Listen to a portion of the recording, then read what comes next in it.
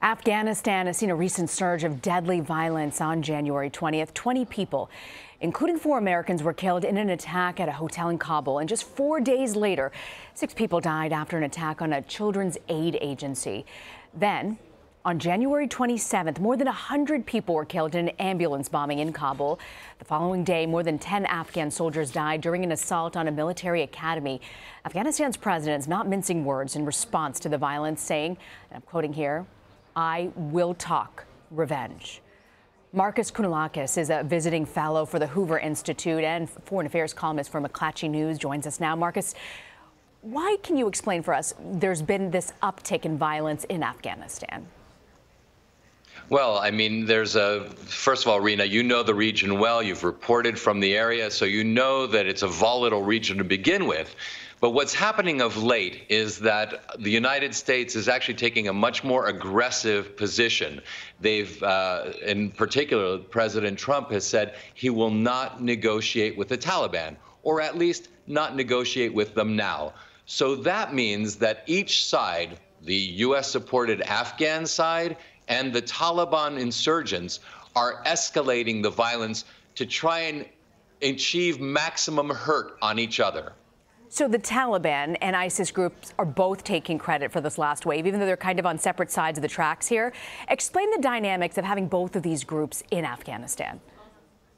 Sure, they do have separate goals and different interests. The Taliban is a nationalist group. They are interested in getting foreign presence outside of Afghanistan. They do not want others there.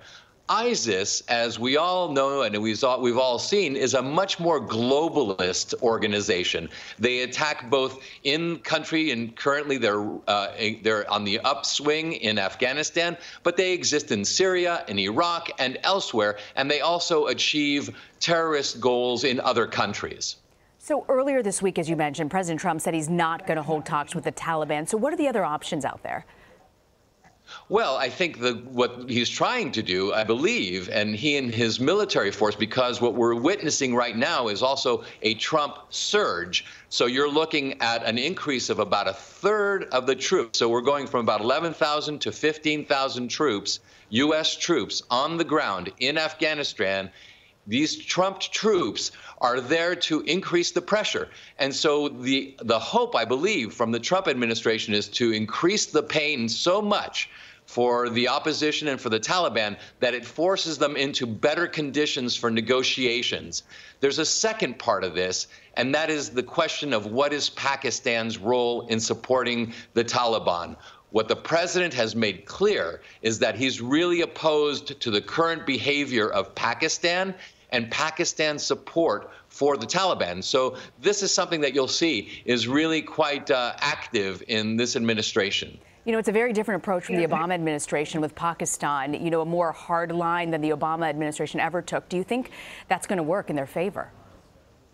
Well, really, time will tell. What we've seen in the past in Afghanistan is that time doesn't actually help anybody.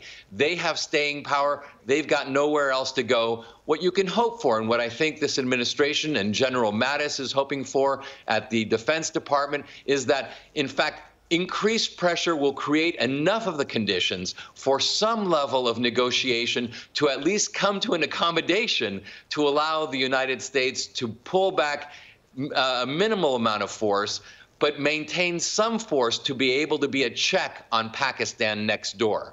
You know, the U.S. has been in Afghanistan for 16 years, Markos, the longest war in U.S. history. In terms of a long-term goal, what would that be? Is peace really realistic for this region? I don't really think so. I mean, I think what we're looking for is some level of an accommodation and an understanding, the ability to make sure that whatever violence occurs within Afghanistan doesn't go outside of its borders. We're looking for some way to make the efforts and the expense that we, the United States, have made over these nearly 17 years, right? We're in the 17th year of this war. How do we make that sacrifice valuable? Can we see girls in schools? Can we see an improvement in services and a change in a democratic regime within Afghanistan that actually encompasses the entire integrity of the nation state within its borders? Those are tough things to achieve in such a mountainous and difficult terrain such as Afghanistan. But any movement in that direction will at least make it seem as if the sacrifices that the Americans and others in ISAF have made were worth it. And you're right. Great American sacrifices there in Afghanistan. Markos Kounalakis, thank you for joining us, Markos. Pleasure.